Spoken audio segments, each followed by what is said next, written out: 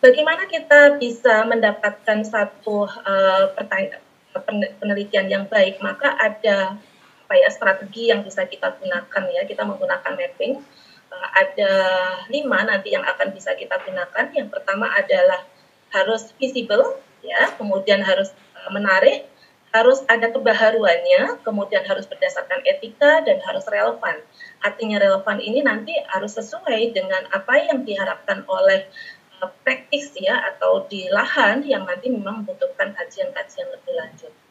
Saya akan lebih mendetailkan apa yang dimaksud dari map ini ya. Jadi ada 5 map ini yaitu Finder ya, kita mengenalnya dengan Finder. Yang pertama adalah terkait dengan visibilitas ya, visible. Kalau kita bicara visible artinya bahwa penelitian ini harus mampu untuk mampu laksana. Jadi kalau misalnya Bapak Ibu sekalian penelitian kita ini sulit untuk dilaksanakan, maka rasanya ini bukan penelitian yang baik untuk yang kita lakukan. Penelitian harus mampu laksana. Contoh nih Bapak Ibu, di dalam kondisi pandemi COVID-19 ini Bapak Ibu mau melakukan misalnya in-depth interview pada pasien-pasien yang positif COVID-19, misalnya seperti itu. Dan itu in-depth interview-nya dilakukan atau menggali pengalamannya itu pada saat memang pasien-pasien itu berada di ruang isolasi atau memang mengalami masalah-masalah yang berkaitan dengan masalah fisiknya. Maka itu pun akan sulit untuk dilaksanakan karena ada kondisi-kondisi khusus yang harus kita jaga agar kita pun juga melindungi partisipan kita. Kemudian yang kedua adalah harus didukung dengan berbagai subjek, kemudian juga metodologi yang mudah atau bahkan pendanaan ya. Ini pun juga harus dipikirkan nih pendanaannya ya. Kalau adik-adik yang sedang tesis biasanya kami akan sampaikan mampu laksana enggak? Bagaimana dengan pembiayaannya? Memungkinkan enggak? Karena kalau tidak memungkinkan untuk kita lakukan maka sebaiknya kita menunda terlebih dahulu. Kecuali kalau nanti kita memang mendapatkan sumber-sumber pendanaan yang bisa untuk mengeksplor secara mendalam topik-topik yang ingin kita gali. Kemudian yang ketiga adalah maka ruang lingkupnya harus realistis ya. Harus realistis artinya bahwa skop atau lingkupnya ini harus mampu dilakukan oleh kita. Misalnya penelitinya ini harus ada multi keahlian gitu ya. Tidak bisa mungkin hanya perawat saja. Maka kita harus melibatkan itu. Kalau kita kemudian hanya sendiri sementara keilmuan kita juga sangat terbatas, maka ini pun juga tidak bisa kita lakukan. Dan yang terakhir adalah kita harus bisa menjangkau partisipan-partisipan yang akan menjadi sumber data dari penelitian kita. Yang kedua adalah penelitian ini harus menarik, ya Bapak Ibu sekalian. Bagaimana harus menarik? Maka kita harus berangkat dari sesuatu yang mendasar. Sesuatu yang mendasar itu memang fenomena-fenomena yang ada di sekitar kita dan memang ini sangat urgent untuk kita gali. Itu yang tadi saya sampaikan Bapak Ibu, biasanya kalau saya mengambil satu topik, saya akan lebih banyak berdiskusi dengan teman-teman yang ada di tatanan pelayanan, entah itu yang ada di rumah sakit ataupun yang ada di puskesmas. Saya banyak mendengar dulu mereka tentang berbagai fenomena selama mereka menjalankan tugasnya, atau ketika saya juga belajar, ketika saya bergabung dengan mereka untuk melakukan tata laksana itu, kemudian saya menemukan satu fenomena yang ini harus segera diselesaikan, karena kalau tidak diselesaikan maka pelayanan keperawatan kita tidak bisa menjadi lebih baik. Maka itulah yang menjadi dasar kita kemudian memilih topik-topik penelitian. Kemudian penelitian ini harus bisa dieksplorasi, ya. Kemudian yang berikutnya harus ruang lingkupnya harus dapat menimbulkan debat, ya. Saya bilangnya debat atau diskus, ya. Diskus di dalam tatanan akademik. Jadi nanti mungkin kalau teman-teman banyak studi referensi, banyak sekali topik yang kita mau ambil itu kita bandingkan di tempat A ternyata sangat berhubungan, yang di tempat B ternyata tidak berhubungan. Maka Bapak Ibu sekalian, kita semuanya akan bisa mendorong dari penelitian ini ada debat-debat akademik yang nantinya ini justru akan menimbulkan satu diskusi yang ilmiah sehingga bisa mengembangkan tatanan pelayanan keperawatan. Dan yang terakhir tentunya kita ingin topik penelitian itu mampu untuk memotivasi seseorang untuk mengembangkan satu atau pertanyaan penelitian yang kemudian akan menjadi dasar mereka melakukan penelitian. Ya. Yang ketiga adalah novelty. Novelty ini adalah kebaharuan ya, teman-teman. Seringkali saya mendengar ketika kita diskusi di dalam penelitian banyak para peneliti muda itu mengatakan bahwa Bu, kalau novelty itu biasanya kan hanya digunakan untuk teman-teman yang studinya S3. Biasanya kalau mau membuat disertasi harus ada novelty-nya. Kalau kami kan tidak perlu ya Bu ya gitu. Itu beberapa diskusi yang sering dilontarkan kepada kami ketika kami berdiskusi tentang topik-topik penelitian. Teman-teman sekalian, rekan-rekan sejawat sekalian, bahwa novelty ini seharusnya harus kita gunakan meskipun kita mungkin sebagai peneliti pemula.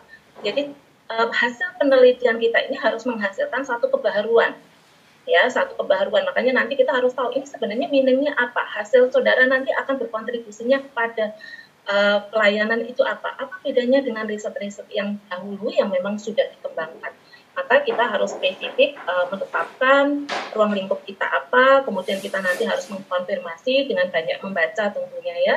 Kita dari studi referensi, kita bandingkan tentang penelitian-penelitian yang mungkin hasilnya satu sama lain ini masih perlu diklarifikasi. Atau mungkin nanti kita harus menjelaskan bahwa penelitian kita ini memang berbeda karena ada unsur-unsur yang memang akan menimbulkan perbedaan, misalnya unsur-unsur budaya, unsur-unsur pendekatan, dan lain sebagainya.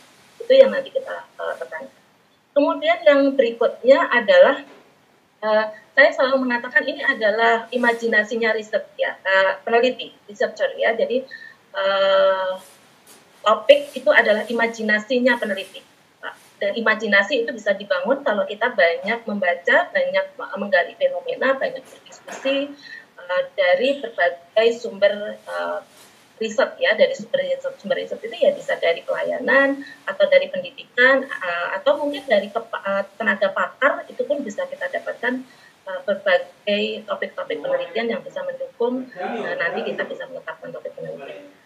Kemudian yang berikutnya pertanyaannya harus simple ya, dan kalau bisa nanti harus punya satu kata kunci pertanyaan penelitian kunci dan nanti akan bisa dipandu atau dibagi. Kalau nanti di dalam pembuatan proposal biasanya teman-teman akan membagi ya, tujuan umum itu ada satu, kemudian tujuan khususnya akan ada beberapa. Ini yang kita harapkan dari novelty itu, sehingga nanti kita tahu, oh ini loh novelty-nya, ini loh sesuatu yang baru yang nanti akan kita dapatkan dari topik penelitian yang kita tetapkan. Kemudian yang keempat adalah terkait dengan etik ya teman-teman sekalian. Nah ini bicara tentang etik, maka kita harus benar-benar mematuhi tentang etika penelitian teman-teman sekalian ya. Misalnya bahwa sebelum penelitian kita pun juga harus dapat izin, mungkin kita ketika studi pendahuluan pun maka akan lebih baik kalau kita juga harus mendapatkan izin karena bagaimanapun kita mengeksplorasi data yang mungkin bukan milik kita ya, tentu saja itu bukan milik kita.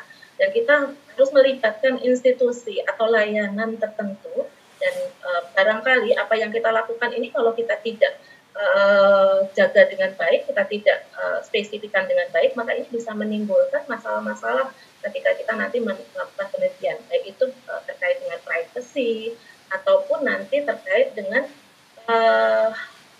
kesalahan-kesalahan lain di dalam pengambilan data. Jadi untuk itu maka kita harus mendapatkan izin, kemudian jangan lupa untuk juga meminimalkan bahaya-bahaya yang mungkin terjadi yang tadi saya sampaikan ya dalam kondisi pandemi ini, misalnya penelitiannya harus dilakukan seperti apa ya, apakah kita bisa memodifikasi ya, kalau teman-teman yang kualitatif itu biasanya sekarang menggunakan pertimbangannya adalah dengan menggunakan nanti di dalam instrumennya daring gitu ya. Kemudian ada beberapa teman-teman yang mengatakan bisa nggak itu pakai daring pada penelitian-penelitian yang kualitatif, misalnya seperti itu. Maka itu pun juga harus dipertimbangkan. Atau barangkali teman-teman akan melakukan penelitian-penelitian yang sifatnya intervensi. Nah, itu juga harus dipertimbangkan, membahayakan bagi kita, bagi partisipan atau responden atau tidak. Ini akan harus menjadi pertimbangan awal. Kemudian lindungi privasinya, ya. Jadi kita harus benar-benar melindungi privasi dari tentu saja sumber data kita. Dan yang berikutnya nanti kita berharap teman-teman sekalian nanti ini akan menghasilkan atau menjadi panduan, akan ada panduan yang nanti akan membawa kita untuk menghindari terkait dengan praktek-praktek penipuan di dalam penelitian ya. Beberapa diskusi sekarang banyak sekali dibahas tentang banyaknya praktek-praktek penipuan di dalam penelitian. Misalnya datanya tidak ada, datanya dibuat sendiri, dan lain sebagainya. Ini kita tidak harapkan dari teman-teman sekalian yang nanti akan melakukan penelitian. Yang terakhir Yang keempat adalah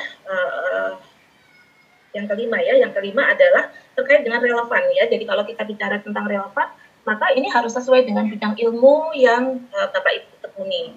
Contoh kalau saya kebetulan ada di keperawatan jiwa, mungkin saya harus menggali fenomena-fenomena yang terkait dengan kesehatan jiwa.